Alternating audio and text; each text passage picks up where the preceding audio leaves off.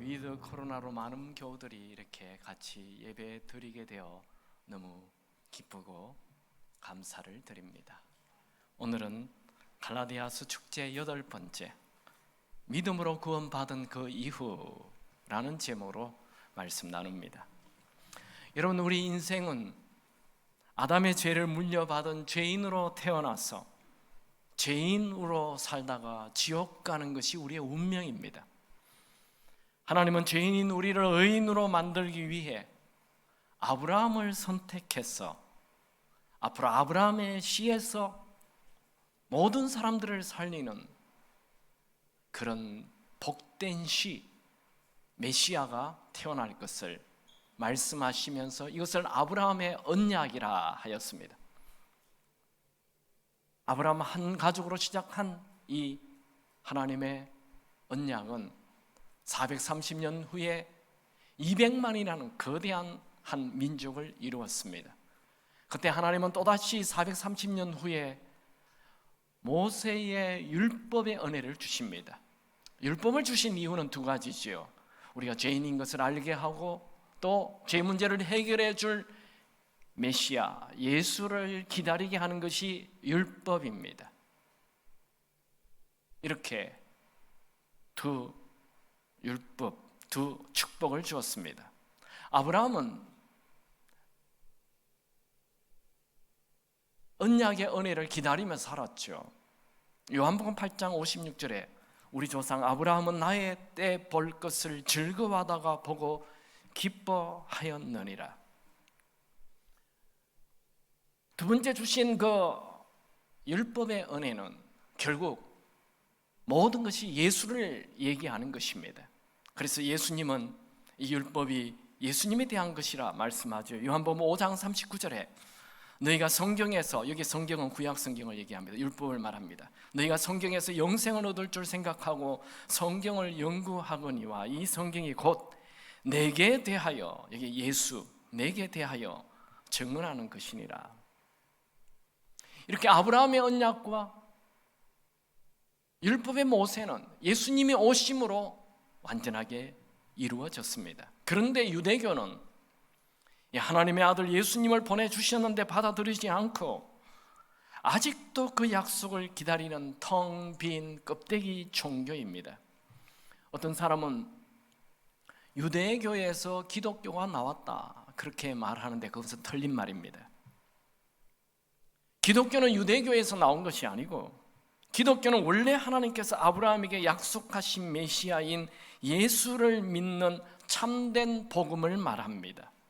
도표를 그려보지요. 유대교와 기독교를 잠깐 나누어 보았습니다. 유대교는 내 힘으로, 내 스스로 율법을 지켜서 천국 가겠다는 이 좌절을 말합니다. 그들은 오신 메시아를 거절합니다. 기독교는 율법을 통해 내가 죄인인 것을 알고 약속하신 메시아 예수를 믿어 죄사함을 받습니다. 유대교는 하나님의 약속 메시아가 온다는 것을 기다리지 않는 약속의 단절입니다. 기독교는 그 약속을 받아서 이제 천국 가는 것이지요. 유대교는 그래서 구원이 없습니다. 기독교는 구원의 기쁨으로 살아갑니다. 유대교는 성부 하나님만 믿습니다. 기독교는 하나님과 보내주신 하나님의 아들 예수님과 우리를 계속 천국 가게 도와주시는 성령님을 믿습니다. 다시 그림을 그린다면 유대교는 아브라함의 언약이 중단된 것입니다. PPT를 띄워주시기 바랍니다. 아브라함의 언약이 중단된 게 유대교예요. 예수를 받아들이지 않는 거지요. 그래서 마지막 은혜인 이 천국의 은혜를 받지 못하는 것입니다. 잠시 여기에서 천주교와 기독교도 한번 살펴보겠습니다. 어떤 분들은 천주교는 큰 집이고 기독교는 작은 집이다 이렇게 말하는 분이 있습니다. 그것도 틀린 말입니다. 초대교회 이후 로마 황제들의 핍박으로 기독교인들이 땅속으로 들어가 숨었습니다. AD 313년 콘스탄틴 대제가 기독교를 공인함으로 기독교인들이 땅속에서 땅 위로 올라와서 로마의 인정을 받으며 교회를 이루었죠. 로마 황제의 힘으로 기독교는 캐토릭이라는 이름으로 모였습니다. 그게 천주교입니다. 천주교는 초대교회의 믿음을 이어가지 않고 그들은 성경과 다른 말씀으로 자기들의 권위와 선행으로 천국 간다 하며 탈선하게 됩니다. 그러니까 그들은 하나님이 약속하신 말씀에서 벗어난 것입니다. 그래서 마르틴 루터와 존 칼빈 같은 사람들을 중심으로 5가지의 슬로건을 내세우며 종교 개혁을 하게 됩니다. 그 5가지 슬로건은 PPT 부탁합니다. 첫 번째, 오직 성경. 전통이 아닙니다. 천주교는 전통을 성경 위에 둬요. 그러니까 이단이지요. 전통이 아닙니다. 오직 성경, 오직 예수. 다른 종교 아닙니다. 오직 예수만 구원을 줍니다. 오직 믿음, 우리의 행위가 아닌 오직 믿음, 오직 은혜, 하나님의 은혜로, 인간의 공로가 아니에요. 오직 하나님께 영광, 인간을 높이는 게 아니에요. 하나님. 기독교는 초대교회의 믿음을 계속 이어가는 것입니다. 도표를 본다면 천주교는 이 하나님이 약속하신 아브라함의 언약, 모세의 율법에서 이탈한 것입니다.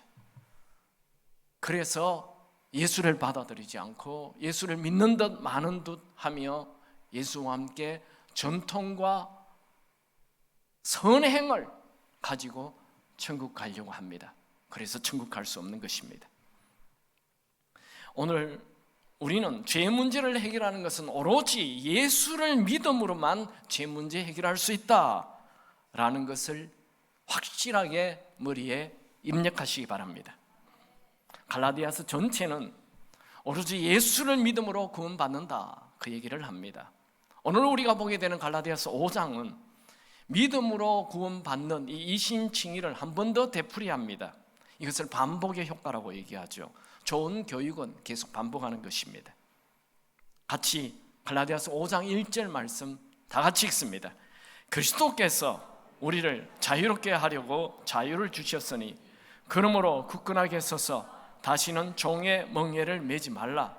갈라디아서 5장 1절은 1장에서 4장 전체를 받는 결론이기도 하고 또 새롭게 믿음으로 구원받은 사람들이 어떻게 살 것인가를 시작하는 첫 번째 문이기도 합니다.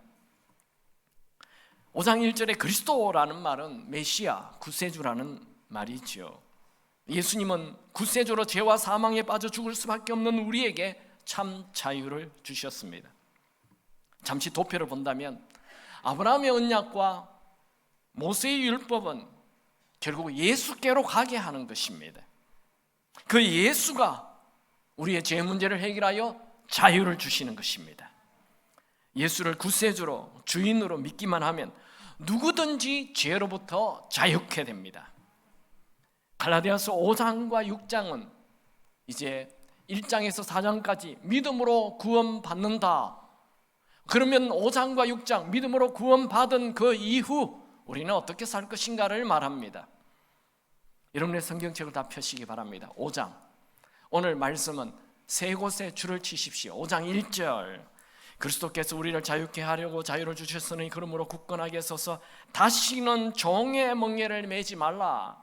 다시는 종의 멍에를 매지 말라 밑줄을 것이고, 그 다음에 13절 오직 사랑으로 종노릇하라 여기 밑줄 것이고, 16절 너희는 성령을 따라 행하라 줄을 것이기 바랍니다. 오늘 이 세 가지를 같이 나누겠습니다. 그러면 첫 번째, 믿음으로 구원받은 우리는 구원 이후 뭘 해야 합니까? 다시는 종의 멍에를 매지 말아야 합니다. 다시 5장 1절 다 같이 한번 읽습니다. 그리스도께서 우리를 자유롭게 하려고 자유를 주셨으니 그러므로 굳건하게 서서 다시는 종의 멍에를 매지 말라. 멍에가 뭐예요? 우리 잠깐 그림 한번 보여주시겠습니까? 잘 아는 거죠? 소가 이렇게 멍에를 메고 있잖아요. 소는 일을 하기 위해서 위에 어깨에 등에 멍에를 하나 걸어놔요. 그래서 이제 소가 뒤에서 수레를 달았어. 손은 이 멍에 때문에 너무 고통스러워요. 멍에가 자기의 짐이에요. 여러분이 믿음으로 구원받았으면 다시는 종의 멍에를 매지 말아야 합니다. 여기에 종이 뭡니까? 어떤 종을 얘기합니까? 1장에서 4장까지 쭉 보면 우상 숭배하는 것, 또 내 힘으로 구원받으려고 하는 율법의 행위를 지키려고 하는 것, 이게 종의 멍에예요. 근데 이것을 좀 큰 의미로 본다면 이 종의 멍에라는 것은 결국은 내가 주인이 되어 내 마음대로 사는 게 종입니다. 죄가 뭐예요? 내가 주인되어 내 멋대로 사는 것. 결국 이 종의 멍에를 매지 말라는 것은 죄의 멍에를 매지 말라, 이렇게 말할 수 있습니다. 13절에 보면 이런 말이 나오지요. 형제들아, 너희가 자유를 위하여 부르심을 입었으나 그러나 그 자유로 육체의 기회를 삼지 말고, 여기에 육체는 여러분 성경책에 이렇게 화살표를 내서 타락한 본성이라고 써놓으십시오. 그냥 이 몸이 아니고 여기서 말하고 있는 육체는 타락한 본성.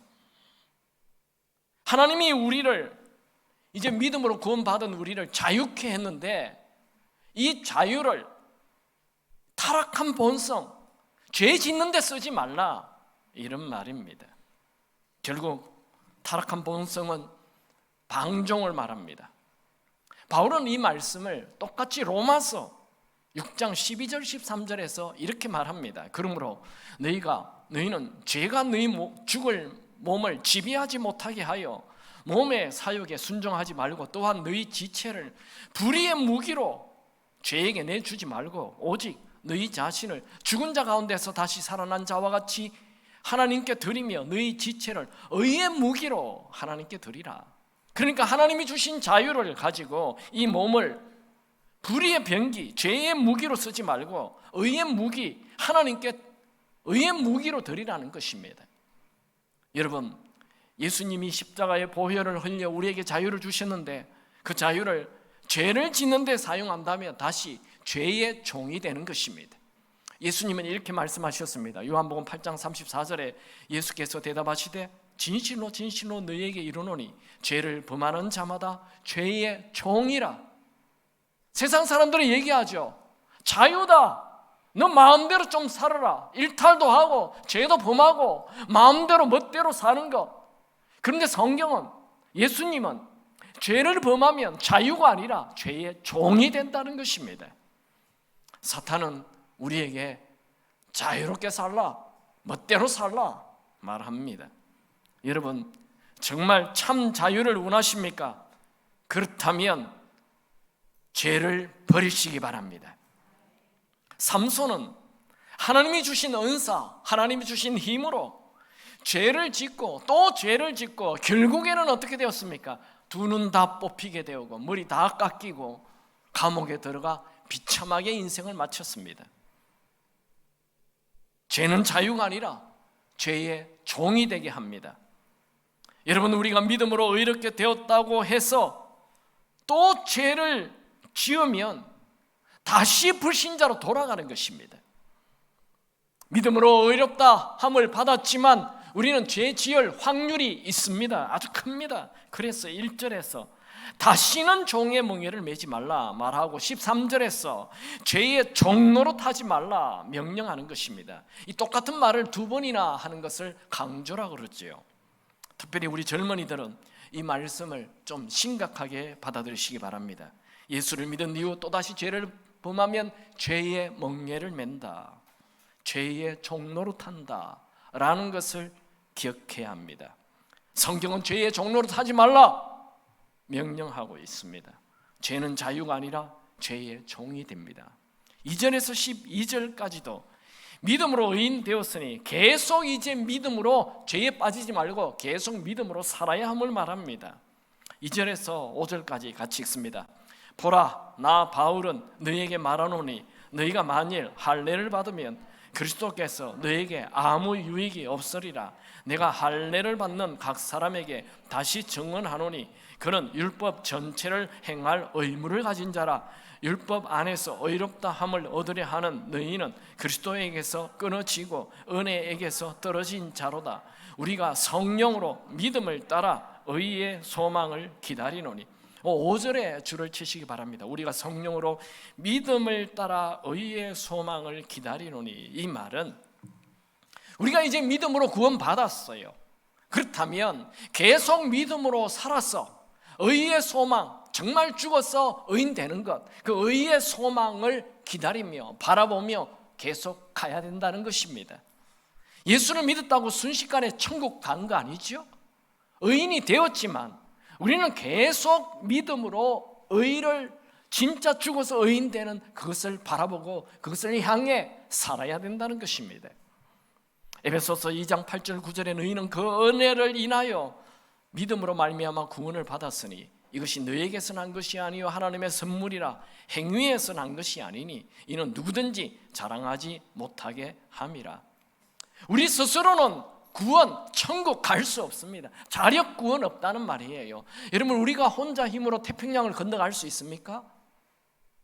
큰 배를 타야 태평양을 건너가듯이 우리가 천국 가는 것 우리의 노력, 선행이 아니라 예수라는 큰 배를 타야 천국 가게 되는 것입니다. 그래서 이 바울은 또다시 1장에서 4장까지 얘기했던 유대인들의 율법의 행위를 지키려고 하는 그 자력 구원, 자기의 힘으로 구원 받으려고 하는 것에 대하여 얘기하면서 할례 문제를 또 꺼내요. 왜냐하면 할례는 이 율법의 행위를 지키는 것의 대표이기 때문에 그렇습니다. 여러분, 우리가 구원받는 것 할례를 받음으로 되는 것이 아니고 예수를 믿는 믿음으로, 그 믿음으로 계속 살 때 천국 가게 되는 것입니다. 5절 우리가 성령으로 믿음을 따라 의의 소망을 기다리노니 계속 믿음으로 살아야 한다는 거죠. 6절 9절 같이 읽습니다. 그리스도 예수 안에서는 할례나 무할례나 효력이 없어되 사랑으로서 역사하는 믿음뿐이니 너희는 다름질 잘 하더니 누가 너희를 막아 진리를 순종하지 못하게 하더냐. 그 권면은 너희를 부르신 이에게서 난 것이 아니니라. 적은 누룩이 온 등에 퍼지느니라. 여러분, 예수를 믿는 자는 이제 할례를 받느냐 안 받느냐 이는 중요하지 않아요. 오로지 믿음만 필요합니다. 믿음 생활하는 것은 일종의 마라톤 경기와 같습니다. 뭐 조금 뛰다가 그만두는 것이 아니고 계속 경기를 해야 하는 것이지요. 이 계속 마라톤 경기를 하다 보면 중간에 포기하는 것, 그게 문제죠. 이 구원 생활, 믿음의 생활, 교회 생활 할 때 미혹하는 자들이 나타나죠. 뭐 꼭 그렇게 예수 믿어야 되나? 아니, 그건 아닌 것 같아. 이렇게 믿어야 돼 하며 다른 것을 얘기하는, 미혹하는 자들이 나타납니다. 꼭 사탄의 역사가 있어요. 8절에 보면 그 권면, 이 권면은 화살표 하세요. 권면은 좋은 말이 아닙니다. 여기에서 권면은 사탄의 유혹을 얘기하는 거예요. 그래서 미혹이라고 써놓으면 더 좋습니다.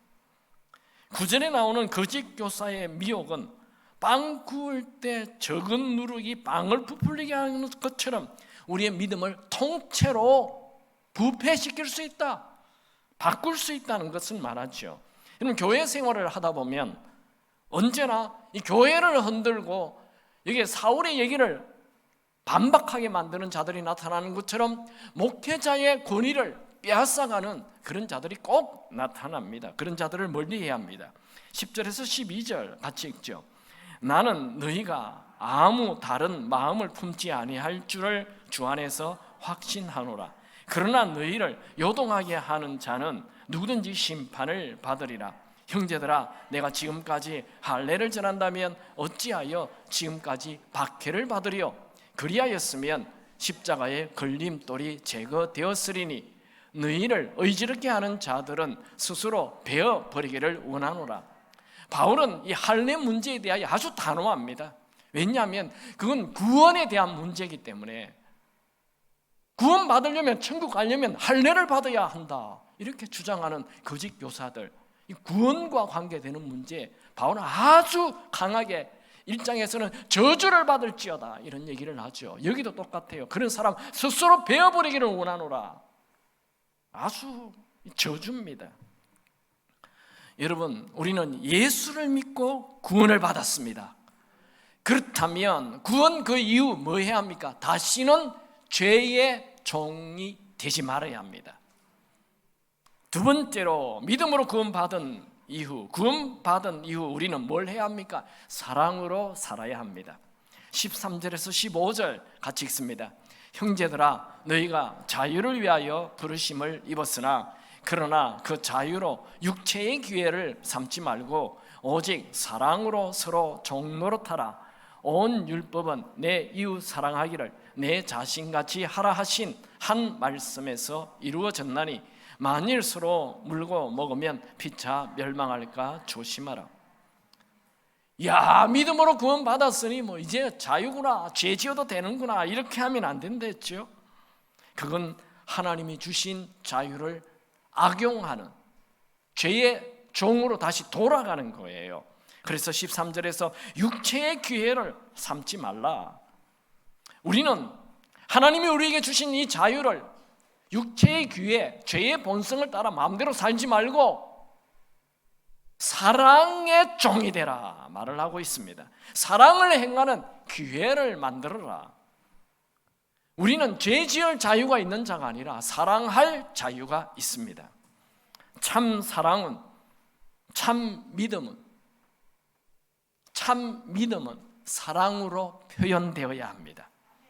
갈라디아서 5장 6절 사랑으로서 역사하는 믿음뿐이라, 이 말을 좀 쉽게 여러분이 성경책에 써놓으세요. 믿음은 사랑으로 드러난다. 이렇게 고쳐놓으면 여러분 50도 갈 때 도움이 될 것입니다. 갈라디아서는 행함은 필요 없다, 믿음만 있으면 된다 그렇게 말하는 게 아니에요. 그건 구원 문제. 구원 문제는 우리의 선한 행위는 필요 없어요. 선한 행위로 천국 가려고 하는 그 자체가 틀린 거예요. 그러나 이제 믿음으로 구원받은 자는 이제 사랑을 행하며 살아야 합니다. 행위가 필요합니다. 사랑으로 살라 말하고 있는 거예요. 어떤 분은 갈라디아서를 오해해서 야, 이제 뭐 믿음만 가지면 됐지 행하면 필요 없구나. 그건 구원 문제에 대한 것이에요. 우리는 사랑의 행위를 해야 합니다. 구원받은 이후 우리는 믿음을 가진 자로 사랑을 행함으로 믿음을 드러내는 거예요. 갈라디아서도 야고보서와 마찬가지로 행함을 아주 중요시 여깁니다. 바울은 이 갈라디아서에서 사랑하라 정도가 아니죠. 사랑으로 종노릇하라, 그 정도로 사랑을 많이 강조하고 있습니다. 여러분, 율법, 성경, 구약 성경은 뭘 얘기합니까? 하나님의 사랑, 이웃 사랑으로 정리가 됩니다. 예수님도 율법은 하나님의 사랑, 이웃 사랑이라 그렇게 정리를 해주셨죠. 마태복음 22장 37절에서 40절 다 같이 읽습니다. 예수께서 이르시되 내 마음을 다하고 목숨을 다하고 뜻을 다하여 주 너의 하나님,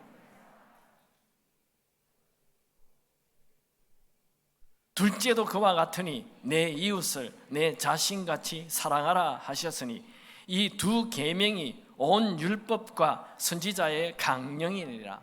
그러니까 하나님 사랑하는 것하고 이웃 사랑하는 것이 구약 성경 전체 율법의 핵심이라는 거예요.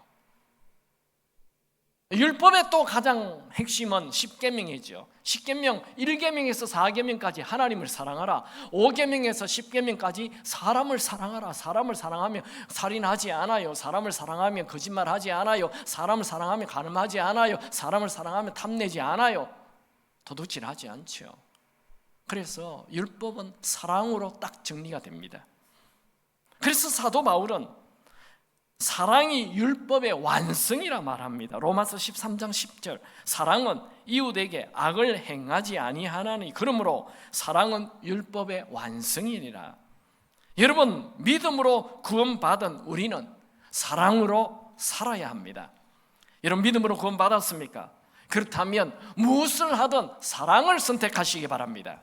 사랑을 선택하는 것은 최고의 선택입니다. 참 그 사람 믿음은 좋은데 사랑이 없어.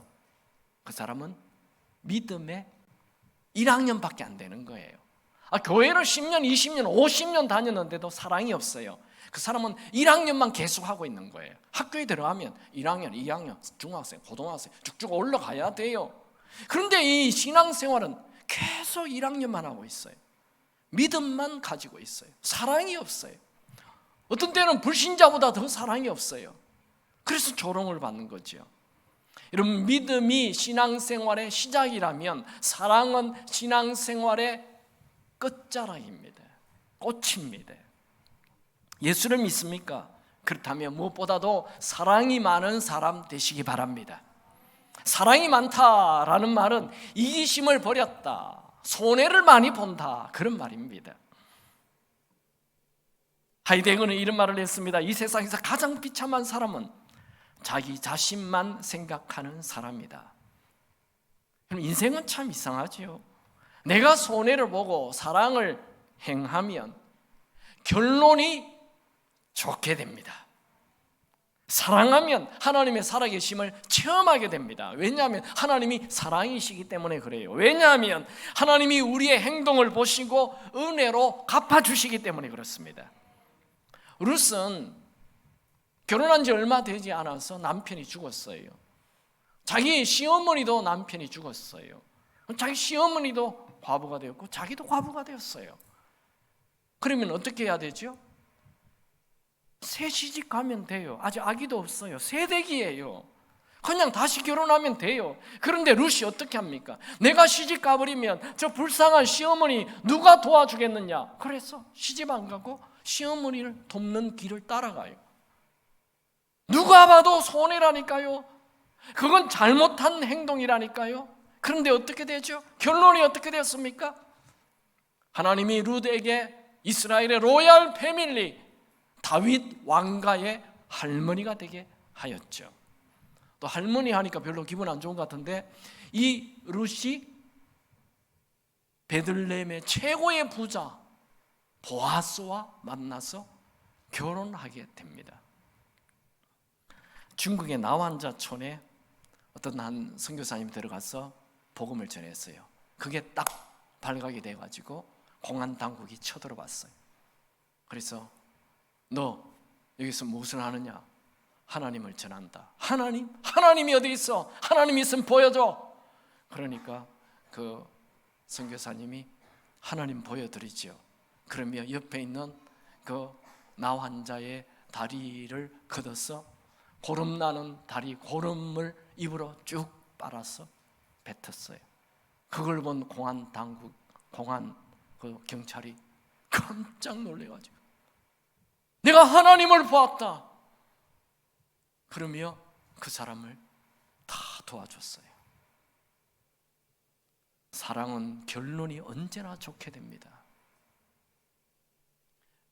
지난주에 TV를 보는데 TV조선 저녁 9시 뉴스에 이런 방송이 나왔어요. 제가 마음에 담아서 옮겨봤습니다. 어느 젊은 엄마는 아기가 병원에 있다가 퇴원한 이후 아이 친구들과 함께 아파트에서 쿵쾅거리며 뛰노는 것이 마음에 걸려 마침 친정에서 보내준 감을 감사 편지와 함께 아래층 할머니를 뵈러 갔습니다.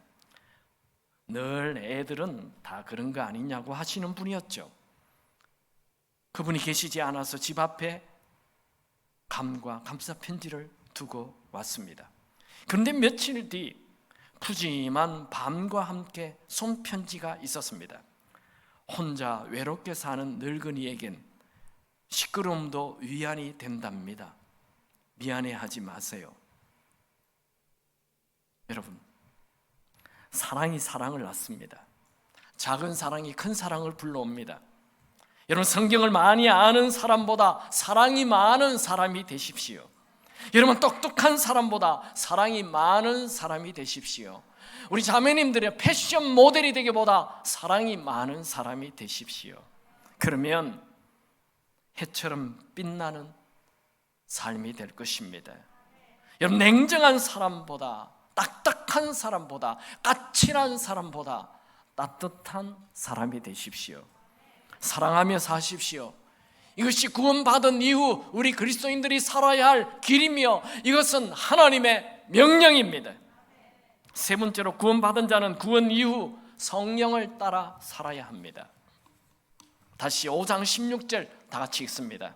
내가 이르노니 너희는 성령을 따라 행하라. 그리하면 육체의 욕심을 이루지 아니하리라. 여러분, 예수를 믿는 자는 구원 이후 성령을 따라 행동해야 됩니다. 이 말은 성령의 인도함을 받아라 라는 말입니다. 여러분, 율법 아래 사는 삶은 내 힘으로 사는 삶이고 예수를 믿는 자의 삶은 성령의 인도를 받는 삶입니다. 구원받은 이후 성도의 삶의 결론은 성령의 이끄심, 성령의 인도함을 받는 것이죠. 갈라디아서에서는 믿음과 성령을 언제나 똑같이 같이 기록하고 있다는 거예요. 갈라디아서 3장 2절 내가 너희에게 다만 이것을 알려 하노니 너희가 성령 받는 것이 율법의 행위로냐 혹은 듣고 믿음으로냐. 그러니까 믿음을 가지면 성령을 받는다는 거예요. 그리고 이 믿음이라는 단어를 써야 할 곳에 성령이라는 단어를 대신 쓰고 있는 걸 우리는 알 수 있죠. 3장 3절 너희가 이같이 어리석었냐? 성령으로 시작하였다가 이제는 육체로 마치겠느냐? 너희 믿음 생활 믿음으로 시작했다가 육체로 마치겠느냐? 이렇게 해야 될 텐데 성령으로 시작했다가 육체로 마치겠느냐? 그러니까 성령과 믿음을 같이 사용하고 신앙생활을 한다. 바로 성령과 함께 사는 것을 신앙생활이라고 말하고 있는 것이죠. 갈라디아서 3장 14절 이는 그리스도 예수 안에서 아브라함의 복이 이방인에게 미치게 하고 또 우리로 하여금 믿음으로 말미암아 성령의 약속을 받게 하려 함이라. 이 말은 믿음으로 말미암아 약속하신 성령을 받았다라고 말하고 있는 것이죠. 성령은 하나님과 우리의 관계를 저 멀리 있는 신이 아니라 우주 멀리에 있는 미지의 신이 아니라 하나님과 나 사이를 아빠로 만들어줍니다. 4장 6절 너희가 아들이므로 하나님이 그 아들의 영을 우리 마음 가운데 보내사 아빠 아버지라 부르게 하셨느니라.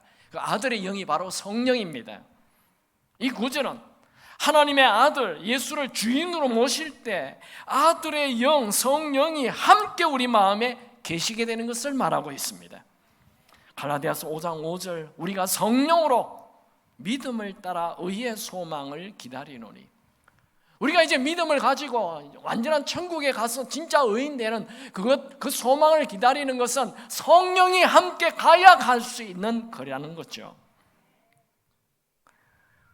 바울은 이처럼 갈라디아서에서 믿음으로 의롭게 되는 이 이신칭의를 말할 때 언제나 성령을 말하고 있다는 것을 기억하십시오. 여러분, 예수를 구세주로 믿는 것 그거 어려운 거 아니에요. 예수님이 내 죄를 위해 죽어주셨대. 그분을 믿기만 하면 천국 간대. 그건 너무나 쉬워요. 그건 지식적인 동의라고 얘기해요. 내가 머리로 인정한다는 거예요. 그거로는 천국 못 갑니다. 지금 이 갈라디아서에서는 할례 문제가 참 많이 거론이 되는데 그 당시에는 할례 받아야 천국 간다 얘기를 하기 때문에 이 할례 문제가 심각하게 계속 대두가 되는 거예요. 그러나 오늘 우리 교회에는 할례 받아야 천국 간다는 사람 아무도 없어요. 그런데 우리에게는 이 할례처럼 아주 심각한 게 뭐냐면 예수를 믿기만 하면 천국 간다는 이거 참 문제예요. 예수를 믿기만 하면 안 되고 예수를 내 주인으로 동시에 모셔야 됩니다. 어떤 사람은 얘기합니다. 예수를 구세주로 믿는 건 쉬운데 주인으로 모시는 건 참 어렵다. 그분에게 제가 말합니다. 천국 못 갑니다. 구원 없습니다. 성경은 아주 분명하게 얘기합니다. 고린도전서 12장 3절 또 성령으로 아니하고는 누구든지 예수를 주시라 할 수 없느니라. 예수를 주인으로 모셔야 성령이 내 안에 계시고 예수님이 내 주인 되는 것입니다. 골로새서 2장 6절 말씀 암송 구절이에요. 다 같이 읽습니다. 시작. 그러므로 너희가 그리스도 예수를 주로 받았으니 그 안에서 행하되. 초대교회 교인들은 아무도 예수를 구세주로만 믿지 않았어요. 예수 그리스도를 주로 받았어요. 초대교인들은. 그래서 그들은 핍박이 올 때 목숨 걸고 다 모든 걸 버리고 땅속에 들어갔던 거예요. 예수를 주로 받았어요. 여러분들은 예수를 주로 모시고 예수를 주로 모시는 순간 성령의 계심으로 이 성령이 이끄시는, 인도하는 여러분의 삶이 되길 축원합니다. 다시 갈라디아서 4장 6절 읽습니다. 너희가 아들임으로 하나님이 그 아들의 영을 우리 가운데 보내사 아빠 아버지라 부르게 하셨느니라. 우리가 예수를 어떻게 믿습니까? 하나님의 아들로. 그래서 성경에는 하나님의 아들이라는 단어가 나오면 언제나 만왕의 주인, 만유의 주인, 이 땅의 주인, 나의 주인인 것입니다. 예수를 하나님의 아들로 모시면 내 안에 성령이 계십니다. 그래서 그 성령이 우리를 이끌어 간다는 거예요. 구원 이후 교회만 다니면 안 돼요. 매 순간순간 성령께 도움을 구해야 합니다. 그러면 성령께서 연약한 우리를 도와주십니다. 로마서 8장 26절 이와 같이 성령도 우리의 연약함을 도우시나니. 어떤 분들은 믿음으로 구원 받았으니 이 갈라디아서를 잘못 이해해서 이 율법의 행위라는 것은 구원 문제에 갖다 놓는 거예요. 율법의 행위, 율법이 필요 없는 거 아닙니다. 율법 지켜야 돼요. 율법은 하나님의 마음이에요. 근데 성령이 내 안에 계시면 이 율법을 행하도록 성령이 도와주신다는 거예요. 같이 보죠. 말씀 로마서 8장 6절. 육신을 따르지 않고 그 영을 따라, 이 성령이에요. 그 영을 따라 행하는 우리에게 율법의 요구가 이루어지게 하려 하심이니. 여러분, 유대교의 문제가 뭐예요? 내 힘으로, 자력구원, 내 능력으로, 내 힘으로 구원받으려고 하는 것, 그게 유대교의 문제예요. 우리 기독교는 성령의 힘으로 율법의 요구, 하나님의 마음, 하나님의 말씀을 다 지키게 되는 것입니다. 여러분, 예수를 믿고 구원받았습니까? 그렇다면 여러분의 힘으로만 신앙생활을 하지 마시고 성령의 인도를 따라 신앙생활을 할 수 있게 되기 바랍니다. 한 자매님에게 미국에 사는 언니로부터 전화가 걸려왔어요. 언니가 이사를 했는데 결혼 폐물이 다 없었다는 거예요. 한국에 있는 부모님이 이 언니가 취직할 때 어려울 때 사용하라며 엄청나게 비싼 폐물을 많이 사줬어요. 그 폐물을 잃었으니 이 언니의 마음이 얼마나 안타깝겠어요. 힘들겠어요. 그래서 이사할 때 도와줬던 그 인부들을 다 경찰에 고발해가지고 경찰에 가서 다 조사를 다 받았어요. 그랬지만 폐물이 나오지 않았습니다. 난리법석이었어요. 언니에게 다급한 연락을 받은 자매님은 언니, 내가 일주일 기도하고 연락할게 하고 전화를 끊었습니다. 그 자매님이 계속 성령님께 물어봤어요. 그 폐물이 어디 있는지. 일주일 동안 기도하는 중에 갑자기 주방에 검은 봉지가 있다라는 생각이 들었어요. 그래서 자매님은 미국에 사는 언니에게 전화를 해서 주방에 검은 봉지가 있느냐 물어보고 그 봉지를 한번 열어보라 말했습니다. 언니는 주방에 가서 천장 꼭대기에 처박혀 있는 검은 봉지를 찾았어요. 그래서 그 봉지를 풀어봤더니 그 안에 폐물이 다 들어있었습니다. 참 놀라운 일이죠. 성령께서 인도하신 것입니다. 제가 우리 첫째 아들이 물에 빠졌던 얘기를 한번 한 적이 있는데 다시 한번 더 말씀드리죠.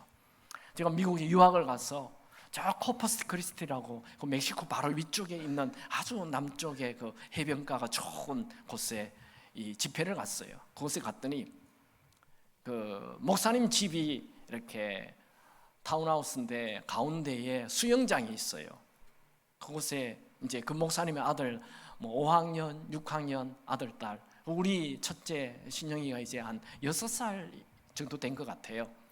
같이 그 아이들이 그 수영장에서 놀았어요.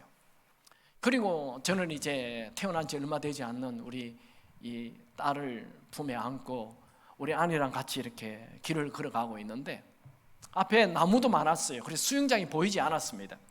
근데 갑자기 길을 걸어가던 아내가 저보고 저를 탁 치면, 여보, 우리 신영이 물에 빠졌어. 이렇게 얘기하는, 물에 빠졌어요. 이렇게 얘기하는 거예요. 그 얘기를 듣는 순간 제가 안고 있던 아이를 아내에게 주고 막 있는 힘을 다해 뛰어가서 그 수영장에 뛰어 들어갔어요. 무조건 몸을 던졌어요.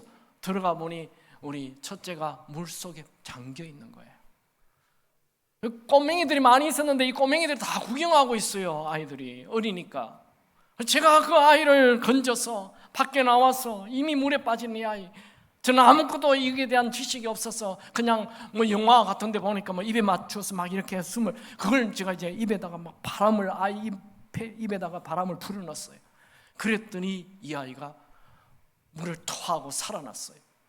얼마나 놀랬던지요. 그날 밤 잠을 자는데 잠이 오지 않았어요. 제 옆에 아내 보니까 아내도 잠을 자고 있지 않아요. 제가 물어봤어요. 갑자기 제가 생각이 났어요. 여보, 당신은 어떻게 아이가 물에 빠진 거 알았어요? 나와 똑같이 걸어갔잖아. 그랬더니 아내가 얘기하기를 이마에 신령이 물에 빠졌다, 딱 기록이 되더래요. 이거 하버드 대학 나온다고 되는 게 아니에요.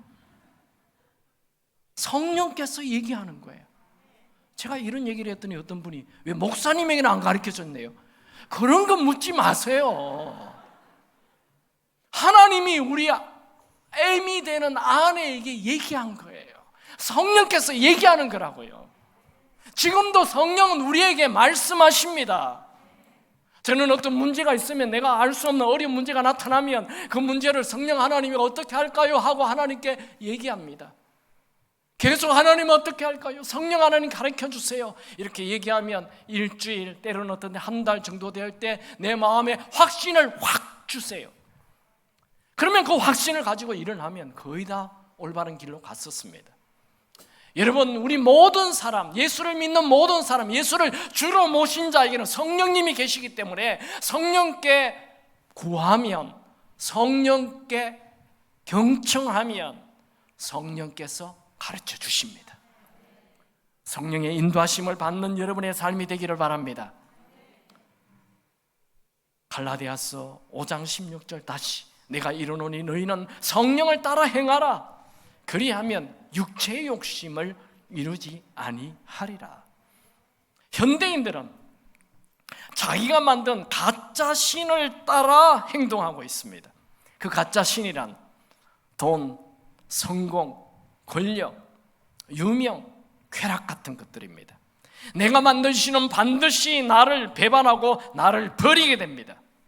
여러분, 가짜 신을 따라 살지 말고, 가짜 신을 의지하지 말고, 영원히 우리 곁에 계시면서 연약한 우리를 도우시는 성령을 따라 성령을 의지하며 사시기 바랍니다. 말씀을 정리합니다. 믿음으로 구원받은 이후 우리의 삶은 첫 번째로 다시는 종의 멍에를 매지 말아야 합니다. 계속 믿음으로 의의 소망을 이루어야 합니다.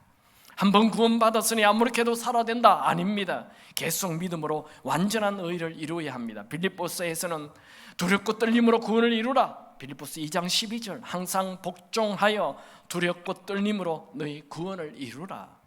두 번째, 믿음으로 구원받은 사람은 사랑으로 살아야 합니다. 믿음은 사랑으로 표현되어야 합니다. 믿음으로 얻은 자유를 죄 짓는 기회로 쓰지 말고 사랑할 수 있는 기회로 사용해야 합니다. 할 수만 있다면 사랑을 선택하십시오. 사랑이 많을수록 예수를 닮아가는 것입니다. 여러분, 성경을 여러분들이 통째로 암송하고 있다 해도, 천상의 노래를 부른다 해도 사랑이 없다면 nothing, 그것은 아무것도 아닙니다. 오늘 기도할 때에 하나님, 내가 무엇보다 사랑이 많은 사람이 되게 하옵소서 라고 기도하시기 바랍니다. 세 번째로, 믿음으로 구원받은 우리는 성령을 따라 살아야 합니다. 로버트는 이런 말을 했습니다. 성령 안에 하루를 사는 것이 육체 안에 천날을 사는 것보다 낫다. 여러분, 성령 하나님은 연약한 우리를 돕기를 원하십니다. 여러분, 우리가 죄를 짓는 것도, 죄를 짓지 않는 것도 내 힘으로 안 됩니다. 우리가 이웃을 사랑하는 것도 내 힘으로 안 됩니다. 성령께서 도와주셔야 합니다. 성령 하나님은 약한 나를 강하게 하십니다. 성령님은 가난한 나를 부유하게 하십니다. 성령님은 무지한 나를 지혜롭게 하십니다. 여러분, 매 순간 성령의 도움을 구하여 성령의 도움으로 탁월한 인생 사시기 바랍니다. 여러분 잊지 마십시오. 여러분이 어디를 가든 성령 하나님께서 함께 하신다는 것을. 여러분, 우리는 결코 혼자가 아닙니다. 예수님을 주인으로 모신 순간 단 한 번도 혼자인 적이 없었습니다. 언제나 성령께서 함께 하십니다. 여러분, 인생은 성령과 함께 살 때 인생은 짐이 아니라 행복이 됩니다. 매일 매 순간 성령과 함께 사십시오. 성령 하나님 환영합니다. 성령 하나님 사모합니다. 성령 하나님 나를 이끌어 주옵소서. 찬양합니다.